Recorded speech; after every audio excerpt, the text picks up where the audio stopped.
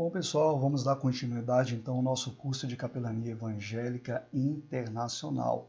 Essa é a parte 12 do curso e na aula anterior nós vimos que para conhecer as leis, aliás, para entender melhor as leis, se faz necessário o conhecimento da estrutura das leis, os elementos de uma lei, e conhecemos isso e conhecemos também o que diz o artigo 5º da Constituição, que é a nossa lei maior, e diz lá o seguinte, que está assegurado o serviço de assistência religiosa nas instituições. Então, a lei maior, que é a Constituição Federal de 88, diz que está assegurado. Mas veja bem, vamos continuar aquele raciocínio do entendimento de como que funcionam as leis em nosso país. Nós estudamos as estruturas das leis, né? E vimos os elementos.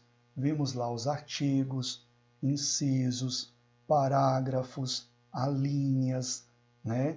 Vimos a forma correta de fazer a leitura e o principal, aquele tripézinho que eu falei para vocês, o número da lei, a data, né? O número e a data da lei, os artigos e aquelas partes mais que detalham os artigos, os incisos e as alíneas. Agora, nessa aula, eu quero falar um pouquinho mais sobre a hierarquia das leis. Por que se faz necessário falar sobre a hierarquia das leis? Porque, veja bem, quando você pega na Constituição, por exemplo, e lê lá que está assegurado assistência religiosa, você não vai ter outras informações. Por exemplo, né? Eu vou colocar aqui na tela novamente só para você ver. Olha só. Então, se a gente lê aqui, por exemplo, é assegurado, né, nos termos da lei, a prestação de assistência religiosa nas entidades civis e militares de internação coletiva. Então, você está lendo isso daí, correto? Mas você não vê a seguinte informação. Está assegurado, mas assegurado de que forma? Não está faltando alguma coisa? Não está faltando uma chamada regulamentação, não é verdade? Está faltando. Então, é aí que entra a hierarquia das leis. Por isso eu vou mostrar para vocês uma pirâmide. Por que a hierarquia das leis? Porque a Constituição é a lei maior. Todas as leis têm que estar de acordo com ela. Deixa eu colocar logo a pirâmide aqui. Vamos lá. Pronto, está aqui a pirâmide, ok? A hierarquia das leis. Quem é que está lá no topo da pirâmide que nós estamos vendo aqui? Quem é que está lá no topo? Isso mesmo, a Constituição Federal. Então vamos estudar a seguinte situação. Sobre assistência religiosa, que é o serviço do capelão, o que diz a Constituição? A Constituição diz o seguinte, está assegurado. Vai lá, porque nenhuma instituição, em outras palavras falando, porque nenhuma instituição vai proibir a assistência religiosa no país. Pronto, está carimbado lá, não é verdade? E ela está lá no topo. Então, por ela estar lá no topo, as demais leis, pode ver uma setinha para baixo, as demais leis têm que estar de acordo com a Constituição. Você já viu, por exemplo, passando no jornal, aquela discussão sobre algum projeto de lei? A discussão é a seguinte, esse projeto de lei, ele é constitucional ou é inconstitucional? Você já viu essa discussão? Por que tem essa discussão se o projeto ele é constitucional ou ele é inconstitucional? Porque ele tem que estar de acordo com a Constituição.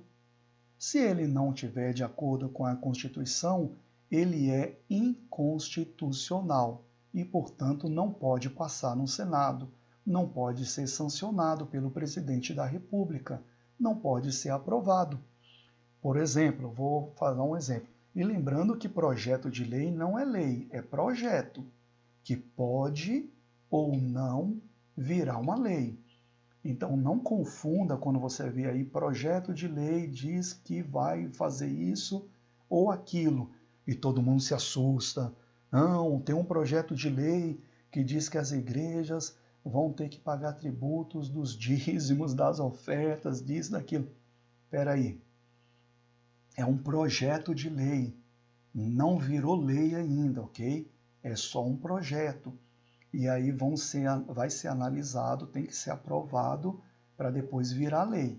Então vamos pegar esse gancho desse exemplo e pensar na seguinte situação. E aí você é quem vai responder, tá certo? Vamos supor que alguém faça um projeto de lei proibindo assistência religiosa dentro das instituições. Você responde agora. Esse projeto de lei, ele vai ser aprovado ou ele pode ser aprovado ou vai ser reprovado? O que você acha? Resposta: vai ser reprovado. Por quê? Porque a Constituição, que está lá no topo, que as demais leis têm que seguir o que está escrito na Constituição, vai dizer lá na Constituição que está assegurado assistência religiosa. Então esse projeto não vai passar, não vai virar lei, ok?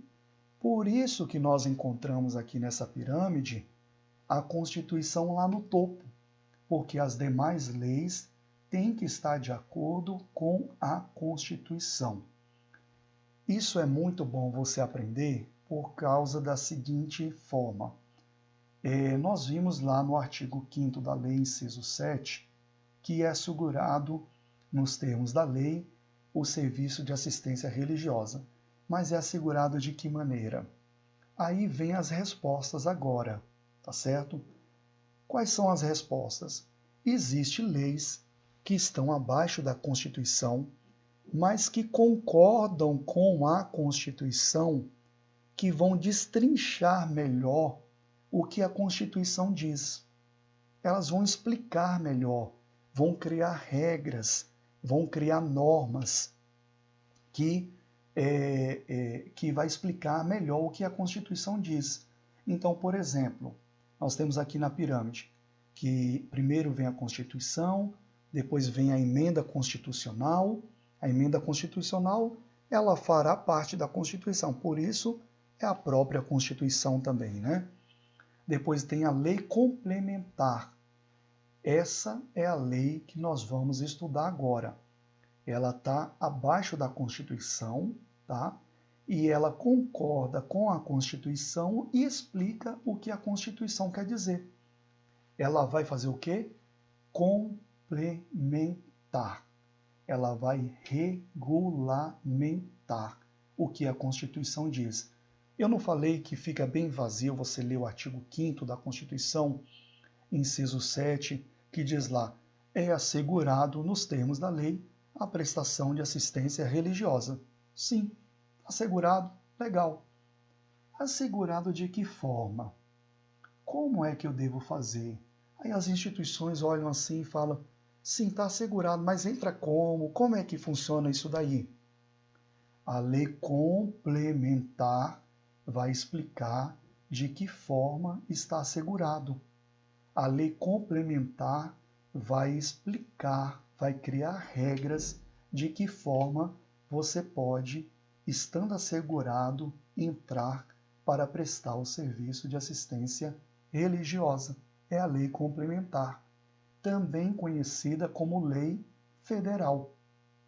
Por que lei federal?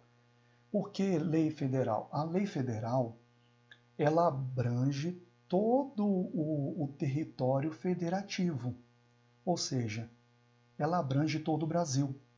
Por isso é chamado de lei federal.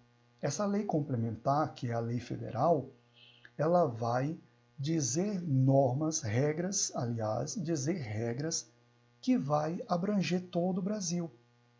Então, por exemplo, eu citei aqui em uma aula que existe uma lei municipal no município de Salvador, tá? Que fala sobre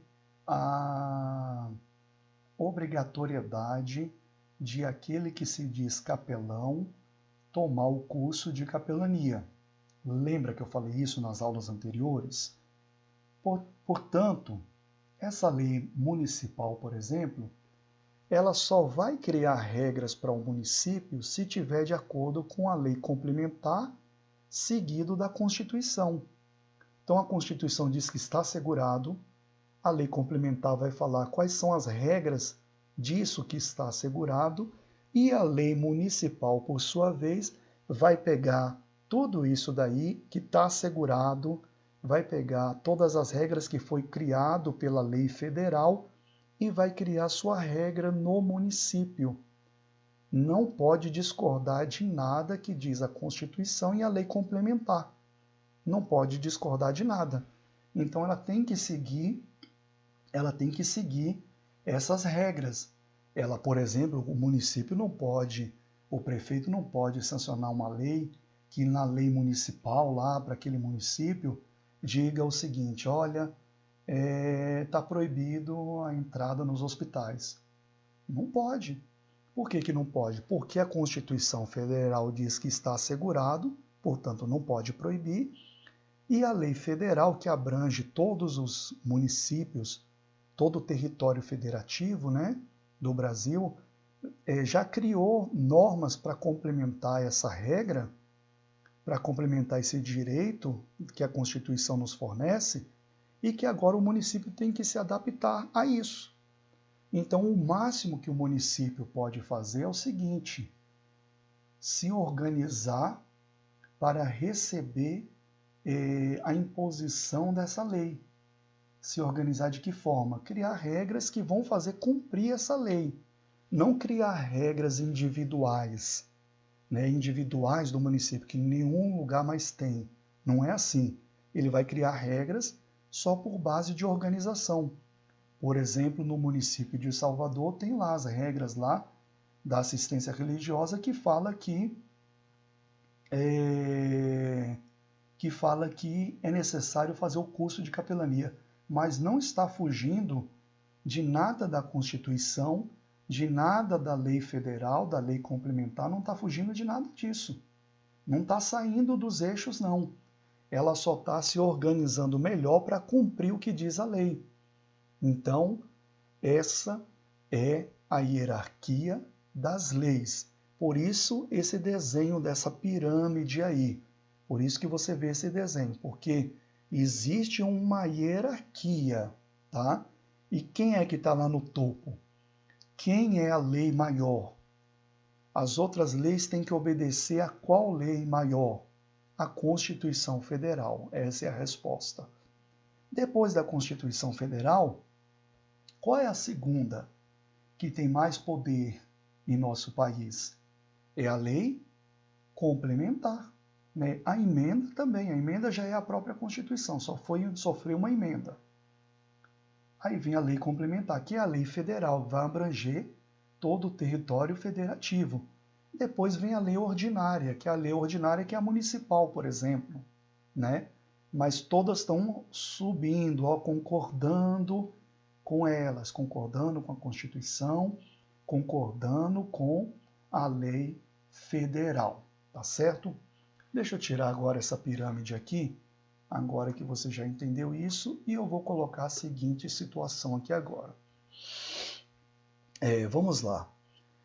Nós vimos na aula passada, por exemplo, que a nossa Constituição Federal, a nossa lei maior do nosso país, no artigo 5º, inciso 7, diz o seguinte, que está assegurado, nos termos da lei, a prestação de assistência religiosa.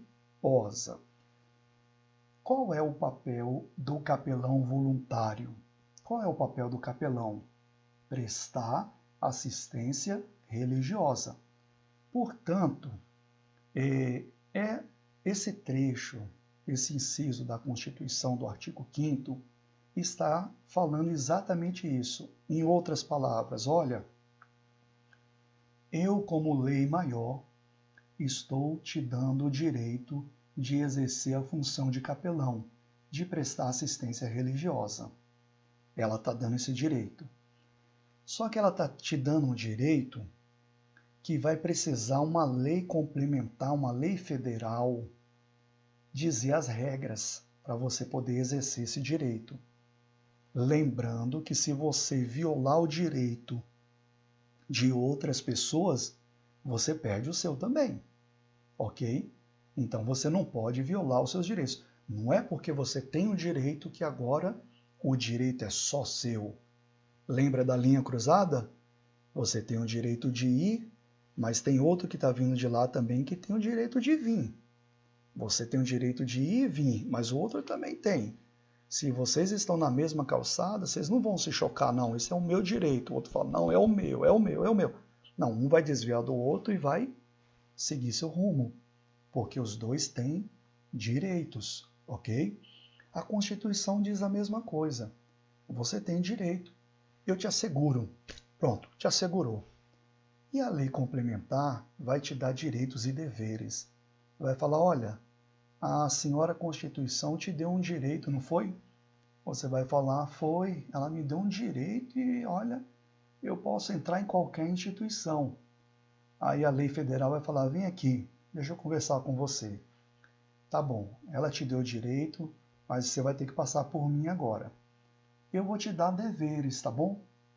Para você exercer esse direito, eu vou te dar deveres. Se você descumprir esses deveres, eu vou tirar o seu direito, ok? Combinado assim? Então você está apertando a mão da lei federal e fazendo um acordo com ela. Para você exercer o seu direito agora, você vai ter que estar de acordo com a lei federal. E o que diz a lei federal? Vamos ler a lei que nós estamos tanto estudando aqui. Lei Federal de número 9.982, de 14 de julho do ano de 2000. Número de referência da Lei Federal da Assistência Religiosa, 9.982. Qual é o ano? Qual é a data dela? De 14 de julho do ano de 2000. E aí vem, nessa conversa em particular com a Lei Federal, ela vai te falar algumas coisas aqui. Em apenas 2 artigos, olha que simples. Em apenas 2 artigos, essa conversa vai te resumir tudo o que ela quer de você, ok? Vamos lá. Artigo 1º. Aos religiosos de todas as confissões, lembra-se que todos são iguais perante a lei. Então aqui não está priorizando a capelania, está falando de todas as confissões, porque nós somos um Estado laico, ok? Mas é para o capelão isso aqui. Isso aqui é lei de capelania. E de todos os religiosos que fizeram um trabalho semelhante. Isso também já foi explicado, que existe só a capelania católica e a capelania evangélica. Existem outras religiões que também fazem um serviço bem parecido e que se encaixa nisso aqui também. Então isso aqui é para o capelão, ok? Vamos lá.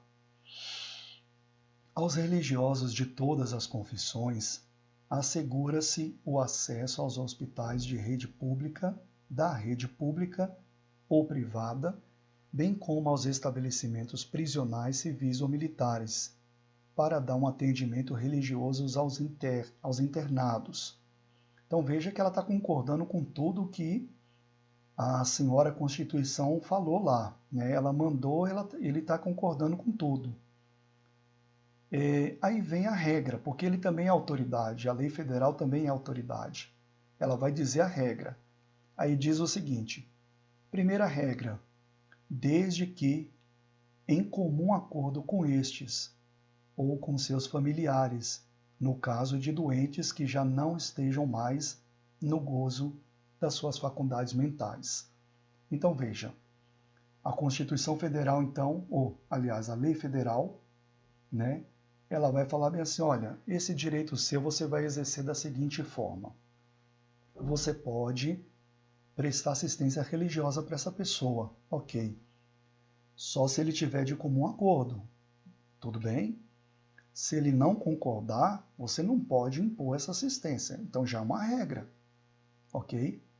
E se ele não puder mais expressar, ele não estiver mais no gozo das suas faculdades mentais, qual é a regra? olha o que a lei está mandando você fazer. Vai conversar com os familiares. Se eles autorizarem, você presta assistência religiosa. Se não, negativo, não pode.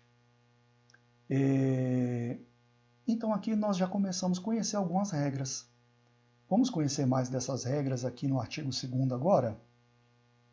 Os religiosos chamados a prestar assistência nas entidades definidas no artigo 1º, né, os religiosos lá do artigo 1º, deverão, ou mais deveres aqui, em suas atividades, acatar as determinações legais e normas internas de cada instituição hospitalar ou penal, a fim de não pôr em risco as condições do paciente ou a segurança do ambiente hospitalar ou prisional.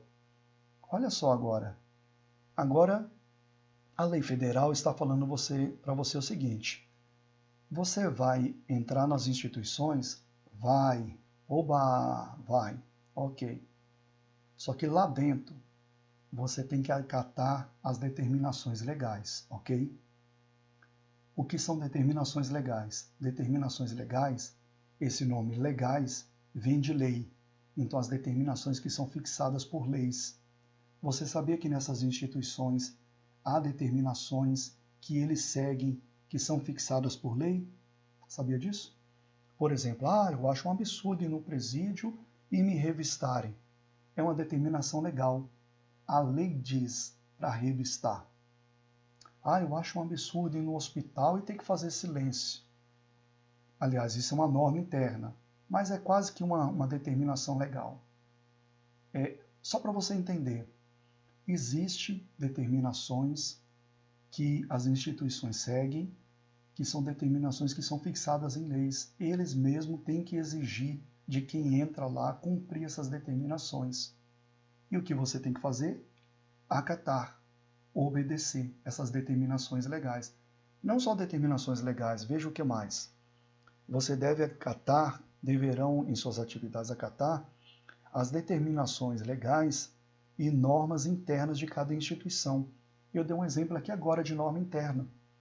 Lembra antigamente, quando você entrava no hospital e tinha um quadro de uma enfermeira fazendo um gesto? O que ela estava fazendo? Silêncio.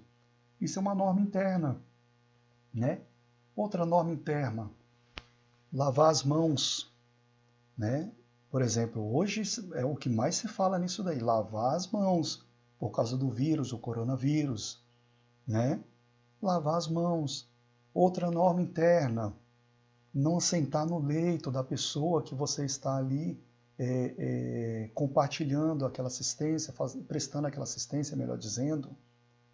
E outras normas. O que você tem que fazer? Segundo a lei federal, que nós estamos vendo, a lei federal de número 9.982, de 14 de julho do ano de 2000, diz que você deve acatar, que você deve obedecer. E se você não fizer isso, você está desobedecendo, portanto perdendo o seu direito. Isso mesmo. Então veja que quando alguma instituição ela emite uma credencial falando assim, acesso livre, está errado? Não existe acesso livre. Não existe. Isso não faz o seu serviço menor porque não existe acesso livre. Só existe organização. A nossa sociedade ela é organizada, não desorganizada. Um acesso livre seria uma desordem. Um acesso livre colocaria em risco os pacientes, as instituições, o trabalho dos seus profissionais. Um acesso livre colocaria tudo isso por água abaixo. Então não existe acesso livre. Não existe. Quando falo em acesso livre, é pura ignorância. Pura ignorância. Existe um acesso. Está assegurado pela Constituição, mas está regulamentado esse acesso. Esse acesso ele só pode ser acessado, né, se tiver obediência à regulamentação. E o que a regulamentação diz? Obedeça, né, às determinações legais e normas internas de cada instituição. Por que dessa obediência? Aqui mesmo diz, de cada instituição hospitalar ou penal, a fim de não pôr em risco as condições do paciente ou a segurança do ambiente hospitalar ou prisional. Está vendo a diferença? Que esse acesso é justamente por causa de uma necessidade de uma organização da própria instituição, uma organização para que os profissionais de saúde eles possam trabalhar de forma mais eficaz, para que os pacientes possam se recuperar ou aqueles que estão internados em outros lugares, tipo presídios, possam não se colocar em uma situação de risco. Por isso existem regras. Eu falei, por exemplo, na capelania prisional, que além da credencial que você recebe por nossa instituição, quando você chegar lá no presídio, você provavelmente vai receber uma carteira de visitante lá, porque é uma forma que eles se organizam, é uma norma interna. O que você deve fazer? Acatar, né? Uma outra situação, vou dar um outro exemplo aqui. Você vai até um presídio para fazer uma visita. Você sabe que os presídios, as celas são bem pequenas, não é verdade? São apertadas e mal cabem os presos que estão ali. Não é verdade isso? E vamos supor que você se coloca na seguinte situação, né? Você chega lá e já está, digamos assim, lotado ali, as visitas ou alguma coisa está acontecendo que você não pode entrar. E você, por conta disso, por causa dessa lotação já que está lá acontecendo, pode ser convidado a vir outro dia, mas não aquele dia. E aí você tem pessoas que já atendi que se sentiram ofendidas. Não, mas eu tenho direito pela Constituição de acessar essa instituição. Então vamos dar um outro exemplo. Suponhamos que 100 capelães chegam lá ao mesmo tempo para entrar no presídio. Raciocine agora, faça um raciocínio lógico. Esses 100 suportam lá dentro? Não, né? Mal cabe os presos. Então eles não poderão entrar porque não suporta. Não é porque alguém está ali proibindo ou descumprindo a Constituição ou descumprindo uma lei federal. Não se trata disso. Se trata do momento também. Então tudo isso a gente tem que prestar atenção e saber que o serviço de capelania é um serviço de organização. É um serviço que você está se candidatando como voluntário e como voluntário você tem que cooperar com as instituições para poder promover ali o seu serviço. Então você também trabalha junto com as instituições. A instituição não é o seu inimigo. A instituição é o seu aliado. É uma parceria que você está fazendo com aquela instituição. E para a instituição é bom, porque ele está se recebendo ali um voluntário que não vai pagar nada por aquele serviço e só vai fazer ajudar, desde que ajude de fato e que não atrapalhe o que já está em andamento, o que já está ali de forma organizacional ali em andamento. Então, é o que eu queria passar para você hoje, nessa aula, né, sobre a questão da hierarquia das leis e o que regulamenta a assistência religiosa. Então, a lei de número 9.982 é o que regulamenta a assistência religiosa, que é o serviço do capelão. Então, é o que você está aprendendo aqui, quais são os seus direitos e quais são os seus deveres. Na próxima aula, nós vamos aprender um pouco mais sobre o passo a passo de como você deve entrar, baseado em tudo isso que nós estamos vendo, viu? Então, até a próxima aula.